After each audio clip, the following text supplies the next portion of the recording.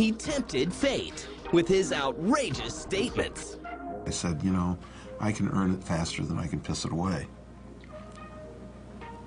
You should never do that. He earned and spent a fortune. I thought that it was great fun to have houses. Woodside, Aspen, Georgetown, and Paris.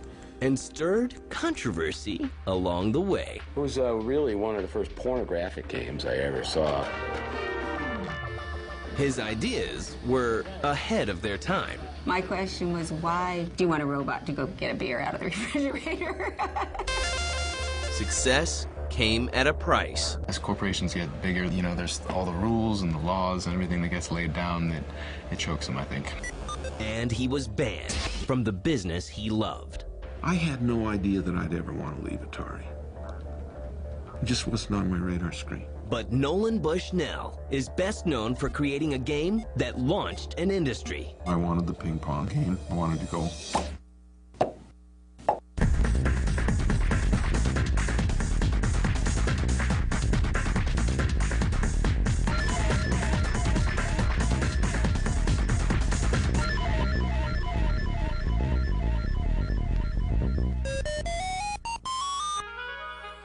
He grew up Mormon in Utah, and he had 3 sisters, so he was the only boy. The only boy faces a painful loss at a very young age. His dad, who runs a construction company, dies suddenly, leaving Nolan fatherless. My dad and I were very close, and then I kind of felt cheated. He was kind of launched into the position of being kind of the breadwinner and the responsible one. He didn't grow up with a silver spoon in your mouth. You just know that this is a guy whose own energy got him where he is. He works at an amusement park while earning an electrical engineering degree from the University of Utah. I was manager of the games department at 19 years old. I knew the economics of the game business. I've always felt that my work at the amusement park was my MBA. As technology advances, so does the curious young visionary. Somebody programmed a game called Space War, and that was out of MIT. And the software was brought over to the University of Utah, and that was the first video game. And people say, gee, Nolan, you invented the video game. And I said, no, I didn't. Russell did from MIT. So Nolan Bushnell graduates and heads out west, where the magic is happening. I could hardly wait to get out of Utah. And if you're going to be an electrical engineer, and it's the late 60s, early 70s, you're going to be in Silicon Valley, in the center of the action. It's 1970, and he's working double duty.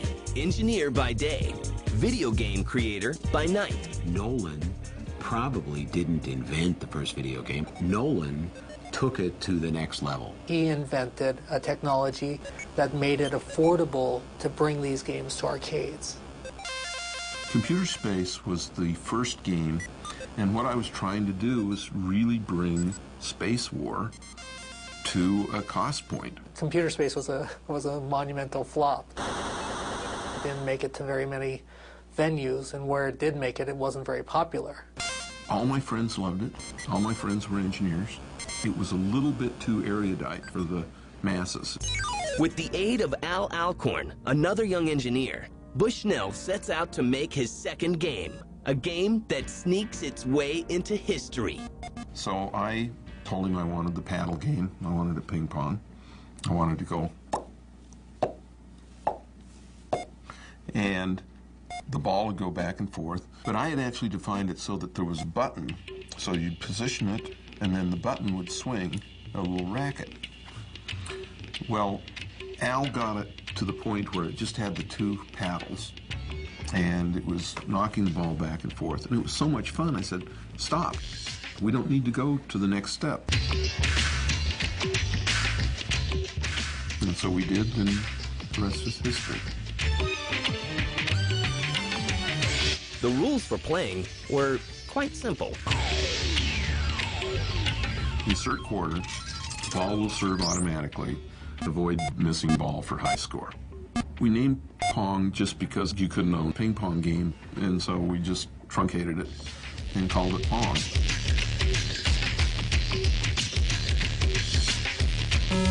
They are unable to raise any venture capital, And with no other option, Nolan Bushnell and partner Ted Dabney are forced to market the game themselves. So with very little money, they start their own company. We originally named the company Syzygy, S-Y-Z-Y-G-Y. Syzygy. No one could pronounce it. So we knew we kind of needed to change the name. We wrote down a list of names, and I remember that Atari was the third on the list. And I looked at it and I said, well, it's okay. It's time to debut the game, and Pong is placed in a Sunnyvale, California bar for testing. When they called 3 days or 2 days after we put it in, there was a failure. We thought, maybe we've got a problem here. There was too many quarters in it, so it actually jammed and it shorted the machine. And that's a problem we can fix. In November 1972, the fledgling Atari company ships its first commercial version of Pong.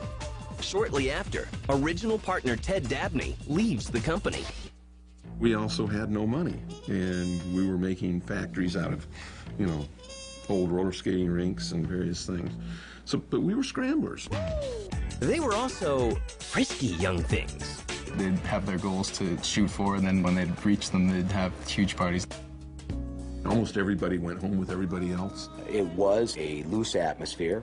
I think that Nolan ran it more like a hippie commune than it probably should have been. And everything was consensual and everything. But it was a really, really different time. But the flip side was it was a very creative environment, and a lot of good and interesting product came out of that environment. And the product, a simple yet enchanting game, is a hit with men and women.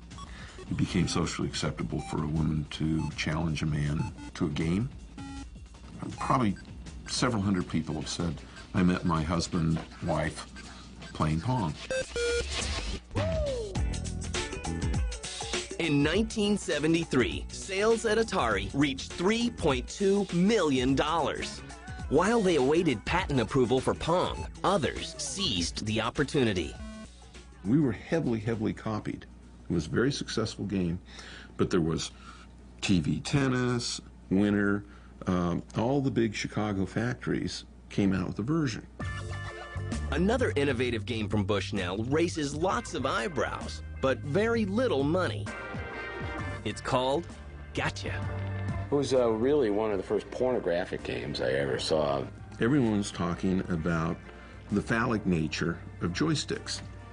And so we thought, well, maybe it would be good to have Two big pink rubber controllers on the face of the game. in which you were manipulating breasts. Some people went for it, some people didn't. Nolan was creative, there's no question about it. Meanwhile, nearly 100,000 Pong-like arcade games are produced, yet Atari sells only 10,000 units. Nolan continues focusing on a series of other arcade games, but profits plunge as Bushnell pins his hopes on a home version of Pong. Consumer Pong. Everyone says, well, it was, boy, what a great idea, da-da-da. We took it to the toy show in New York, and we sold none. Zero. So we went to the TV appliance stores. We sold none. Zero. And so you say, what am I going to do?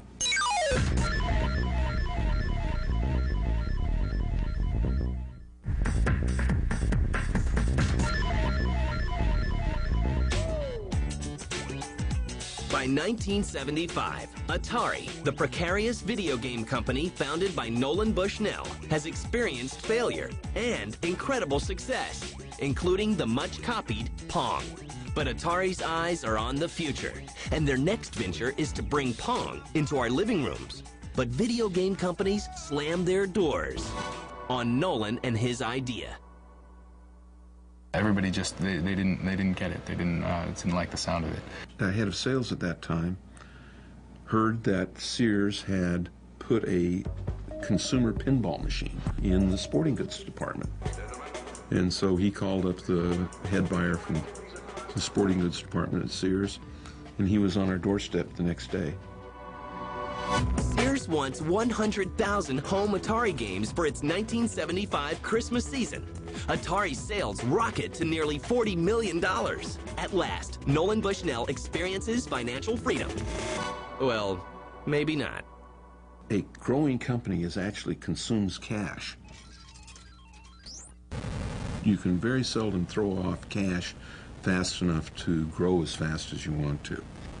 So it was either take the company public or sell it to somebody with really deep pockets. Those pockets belong to Warner Communications. In October 1976, Bushnell sells Atari to the communications giant and personally nets a reported $15 million from the $28 million sales price. After years of struggle, Nolan and his family become the poster family for lifestyles of the rich and famous. I said, you know, I can earn it faster than I can piss it away. You should never do that.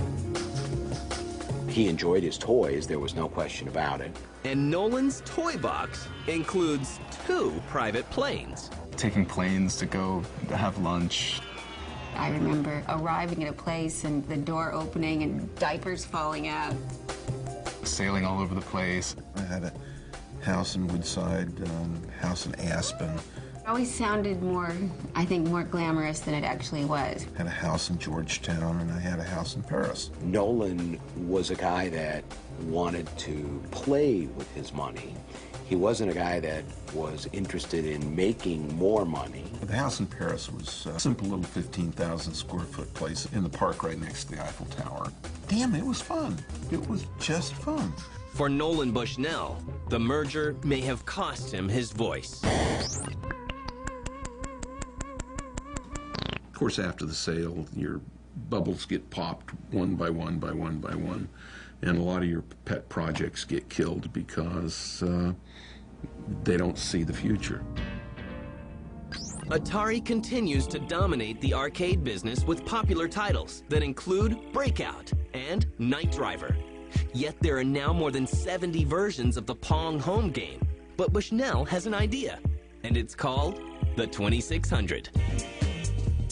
In the home game business, we thought of a single game, and Nolan said, no, this is a business that we have to be able to treat it like a record player and put new records in. It's a revolutionary console that enables consumers to play multiple games. You can get nearly 300 different cartridges, haven't you? The day we shipped the first one, I told the guys at Warner, I said, this product is over in 3 years, or 4.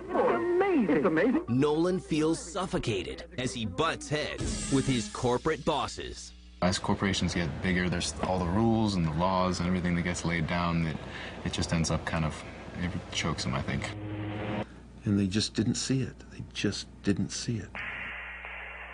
Demand for the new console is weak, and Bushnell's unhappiness reaches a peak in November 1978. I felt that the company was taking some foolish risks. At the same time, I felt, I don't know, I kind of didn't like working for somebody else. Nolan's exit as head of Atari is quickly arranged, but a document he signed 2 years earlier would haunt him. The non-competitive agreement bans him from the industry he helped create. When I signed it, I had no idea that I'd ever want to leave Atari. It just wasn't on my radar screen. It was only later on where I said, oh my, what have I done? Atari would go on to even greater success, but its founder, unable to work in the business he loves, has no choice but to shift his energy elsewhere. Nolan always fancied himself as an entertainment guy, not as a video game guy. And by that time, Chuck E. Cheese was doing well. See, Chuck E. Cheese was started inside Atari. They didn't want to pursue it, and so I bought it out. It becomes the place that adults hate and kids love. Culinary aspects just didn't seem to matter to Nolan, and I think he's wrong. I don't eat at Disneyland. You know, I don't eat at amusement parks. And Chuck E. Cheese was an amusement park. Kids don't like spicy. They'd just as soon have a plain cheese pizza.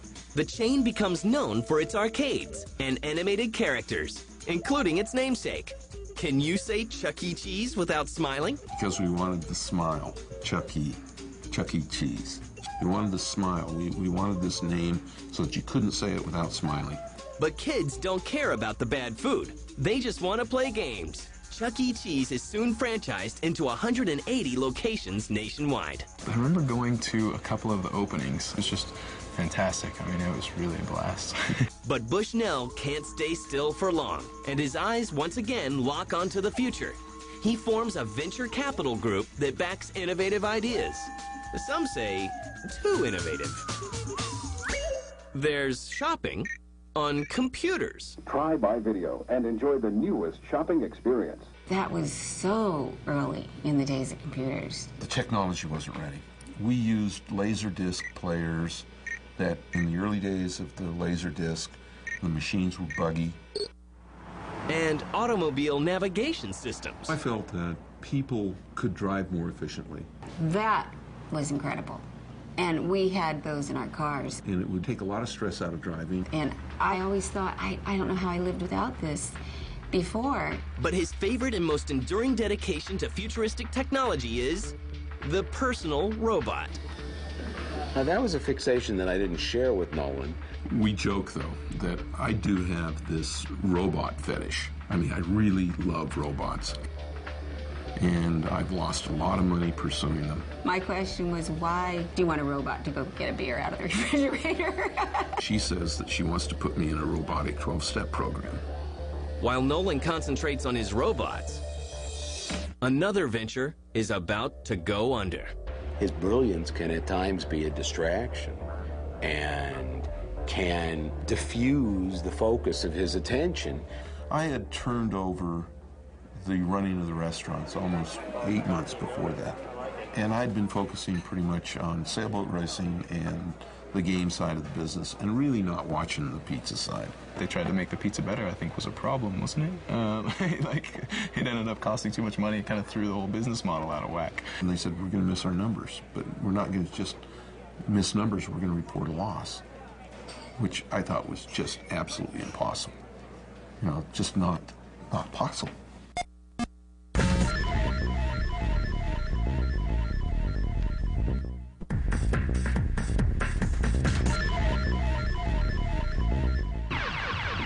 By the mid-1980s, the innovative Nolan Bushnell has made and lost a fortune. Our family, we've really managed to kind of roll with everything. Like we've definitely hit, you know, some super hard times. The fact that Nolan has had his ups and downs is one thing. Nolan deserves to be as economically successful as Walt Disney, and Nolan truly deserves more than what he has. His fascination with the future has cost him millions. In many cases, I read science fiction and looked at the world, and my objective in life is to try to make the world happen a little bit faster. Sometimes the world is ready and that the infrastructure is in place. Sometimes it isn't. Although his personal robots never catch on, Nolan's furry animated creatures do. So I felt that there was a market for an electronic animal. The thing about a Petster is, it does what it's told. And so we created the Petster line.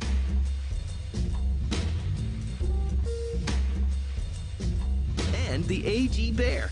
That I really liked. The idea that a child could, you know, get a reaction from a teddy bear. I still think it's an incredible product.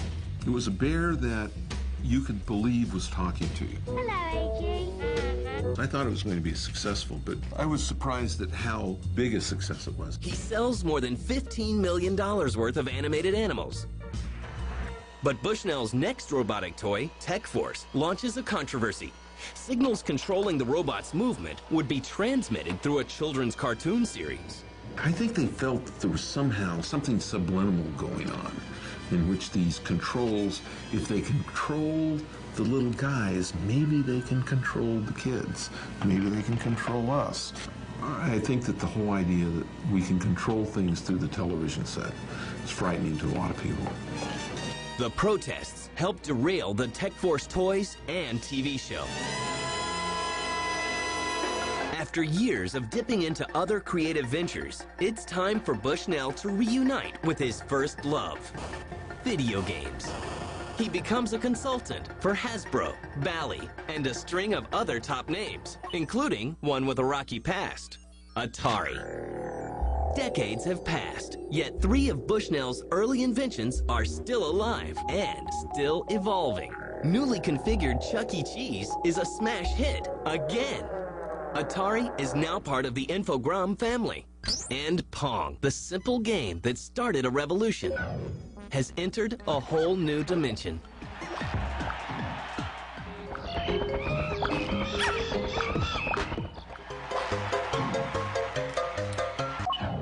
But Nolan and his family have moved on to Ewink. We started this together. We are bringing the supply of simple games back. A new project that brings him full circle with a twist. Our games are very short form, focused. They're all 2.5 to 4 minute strategy parlor type games. People that don't even play video games get stuck on these. It's a new generation of video games to be played in public places. Let the interactive games begin.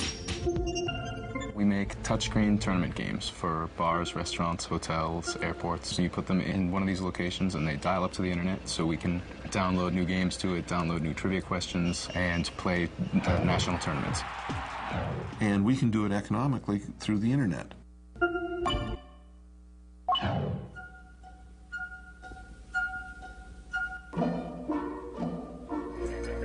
And that's really what we're doing here.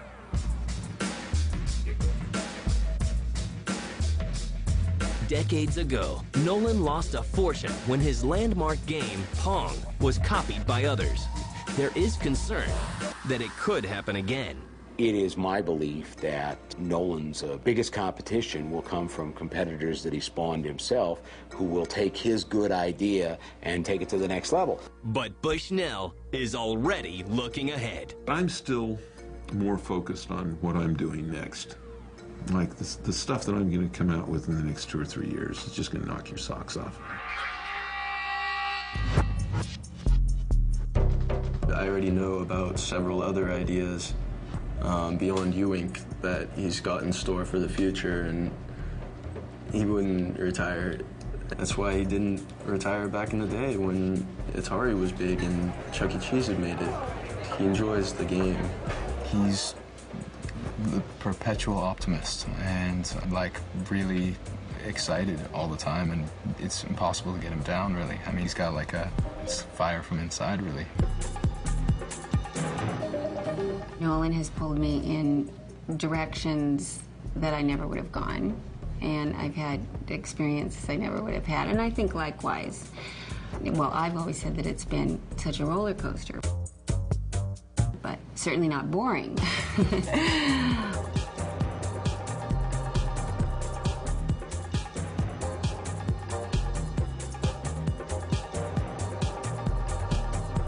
He is the guy that made the video game business. If I were to look back and talk to my kids and say, who founded this business, who made this business the reality that it is absolutely categorically Nolan Bushnell. You know, life is interesting as you want to make it. And too many people just decide to sort of settle. As long as you're not willing to settle, you can constantly be pushing the envelope, and you need to be a really, really good beginner. Because if you enjoy being a beginner, then pretty soon you can start a lot of different things.